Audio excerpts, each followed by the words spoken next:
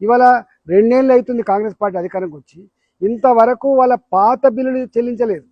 వాళ్ళు కమిషన్లు ఇచ్చుకోలేక, ఆఫీసుల చుట్టూ తిరగలేక ఇవాళ ఎంత ఏడుస్తూ ఉన్నారో మనం చూస్తూ ఉన్నాం. కాబట్టి 2 సంవత్సరాల కాలంలో వీళ్ళ బిల్లులు ఇయ్యలేని మంత్రులు, వీళ్ళ పని చేయలేని మంత్రులు, వీళ్ళ సమస్యలు పరిష్కరించలేని మంత్రులు రేపు మాకు ఓటేయండి మళ్ళీ మేము 3 ఏళ్ళు పనిచేస్తామని చెప్తే ఎవరు నమ్ముతారు? ఎట్లా నమ్ముతారు?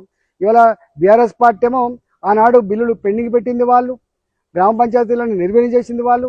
ఇవాళ మళ్ళీ మాకు ఓటేయండి అంటే నీ చేతిలో ఏమున్నది? కత్తి కాదు, నీ నెత్తి కాదు, నువ్వు గెలిచి చేసేది కూడా ఏం లేదు.